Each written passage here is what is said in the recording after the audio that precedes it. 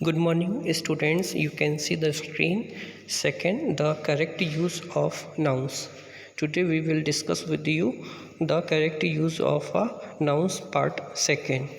जैसा कि आप देख रहे हैं स्क्रीन में सेकेंड यूनिट जो कि ग्रामर की है आपकी the correct use of nouns. ये वाला चैप्टर्स का हम दूसरा पार्ट आज देखेंगे जिसको हम आपको बताते हैं कि उसके कुछ रूल्स हैं। You can see the rules, also the examples, or understood the what is the rules or how to the correct use of a noun. You can see the topic singular and the plural use of a noun. We can see the first rules. The following nouns are used only in a singular and take a singular verb as. कहने का मतलब ये हुआ कि कुछ nouns जो दी गई हैं ये used only in a singular, मतलब ये सिंगुलर की तरह ही यूज़ किए जाते हैं और टेक अ सिंगुलर वर्ड। और यदि आप जानते हैं कि यदि सिंगुलर नाउन है तो हम सिंगुलर वर्ब ही यूज़ करेंगे। जैसा कि इसमें कुछ given the examples of following nouns as furniture, scenery, luggage, machinery, information, advice, bread, poetry, hair, business, mischief, work, etc. Those are nouns which is only in the singular, मतलब singular में ही इनका use किया जाता है और इनके साथ singular verb use की जाती है। But the word hair is used in the plural when a definite number of hairs are to be mention. लेकिन यहाँ पे एक नोट टाइप का दिया गया है, बट लेकिन यदि वर्ड हेयर ओनली आता है तो वो प्लूरल की तरह ही यूज़ होगा। कब होगा?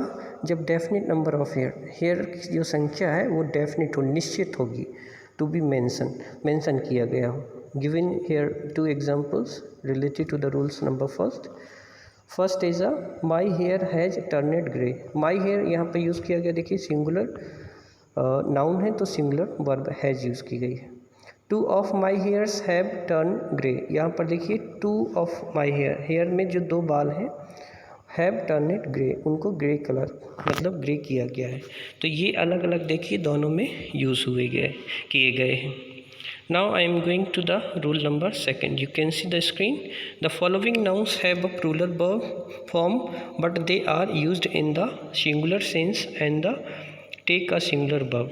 यहाँ पर कहने का मतलब ये है कि कुछ nouns have a plural form, कि वो हमेशा प्लूरल फॉर्म में ही रहते हैं, but they are used in the singular sense, लेकिन वो सिंगुलर सेंस में ही यूज़ किए जाते हैं, इसलिए उनके साथ टेक अ सिंगुलर वर्ब, उनके साथ सिंगुलर वर्ब ही पुटअप की जाती है। Given here the example innings, wages, politics, means ये सारे सिस्टम्स हैं। Summons, news, mathematics, physics, economics, mumps, measles, et cetera. Given here the few nouns have a plural form, जो कि प्लूरल फॉर्म से होती है। We won by an innings and two runs. Television is the means of entertainment. तो आप यहाँ देख सकते हैं ये भी हैं, ये प्लूरल फॉर्म में हमेशा यूज़ किए जाते हैं, बट प्लूरल फॉर्म के साथ होने के बावजूद भी but they are use in the singular sense. हम सिंगुलर सेंस में ही यूज़ करेंगे, इसलिए सिंगुलर वर्ब होगी। होते ये प्लूरल हैं लेकिन सिंगुलर सेंस में यूज़ किए जाते हैं। कहने का मतलब हम हमेशा इन्हें सिंगुलर फॉर्म में ही मानेंगे, सेंस लेंगे, और जिसकी वजह से हम इनके साथ हम सिंगुलर वर्ब का यूज़ करेंगे। Okay, now I M going to the rule number third. You can see the screen. Some nouns are not used in the singular form. They always take a plural verbs. कहने का मतलब some nouns, कुछ nouns are not used in the singular form. ऐसी कुछ nouns होती हैं जिनको हम कभी भी singular form में नहीं यूज़ करते हैं। They always take a plural form. वो हमेशा plural ही होती हैं। कहने का मतलब just like here arms, riches, contents, circumstances, things, means, repairs, etc. You can see the first example. Riches have turned his head. Alms were given to the poor. Now I am going to the rule number 4. Some objects are made of two almost similar parts. They are plural in the form and always take a plural verb. Like that, scissors, tongs, spectacle, trousers, breeches, etc. कहने का मतलब some object, कुछ ऐसे object होती हैं, ऐसी चीज़ें होती हैं जो made up of two almost similar part, एक जैसे सिमिलर टू पार्ट्स होते हैं।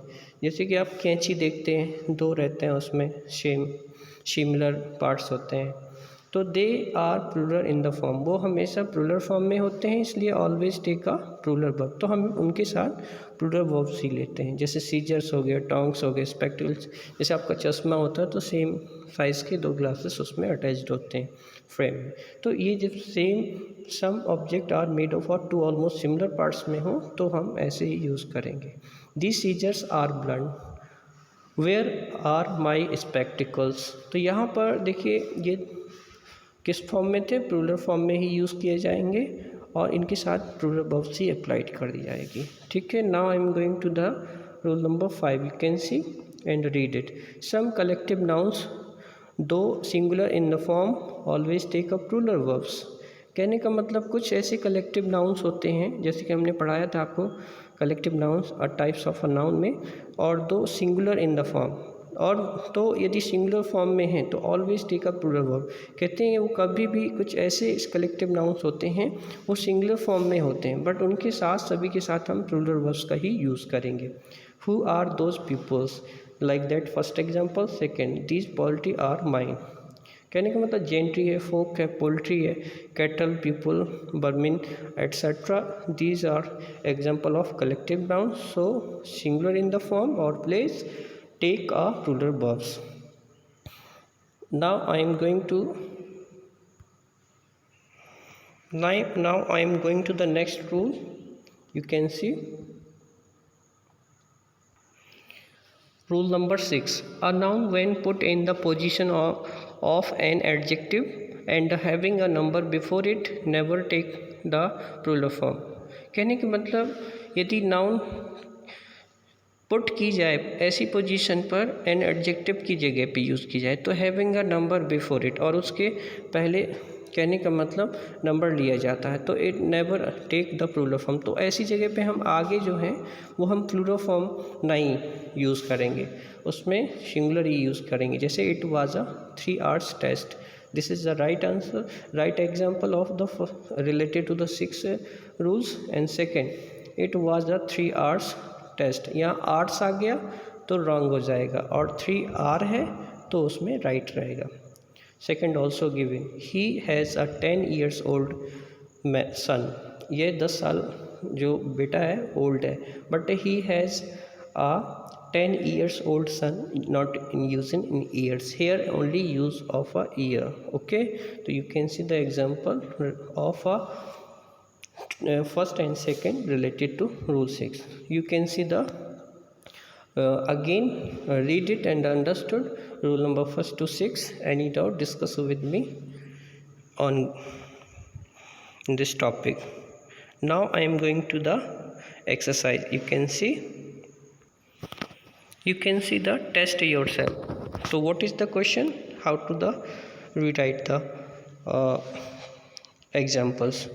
Rewrite the following sentence correctly. इसमें बताया है कि इन सेंटेंसेस को जो दिए गए हैं उनको करेक्ट करना है सबसे पहले, और also mention the rule you have used for your correction, और करेक्शन करने में कौन सा आपने रूल, फर्स्ट रूल अप्लाइड किया, सेकंड रूल या थर्ड, तो उसको ब्रैकेट में लिख लेना है। ठीक है, जैसे कि इसमें लिखा हुआ फर्स्ट दिया गया है, please accept my thank, this is the incorrect sentence, so you can rewrite the following sentence correctly. तो you can see the, जैसे यहाँ पे दिया है थैंक नहीं आना है, थैंक्स आना है, तो इसको हमने करेक्ट करेंगे, प्लीज़ एक्सेप्ट माई थैंक्स। तो अब हम ये रूल्स भी देखेंगे कौन से नंबर का रूल्स है, तो वहाँ हमें देखना पड़ेगा और आइडिया के अकॉर्डिंग उससे समझ के हमें इन ब्रैकेट में लिखना पड़ेगा कि रूल नंबर ये है। तो ओके, यू कैन 1 to सारे करने हैं, और जिसके आंसर्स की मैं आपको ग्रुप में और ये सारा भेज दूंगा, तो आप उसमें नोटबुक में करना है। Only test yourself, not in exercise. Okay, good morning again all students, thank you.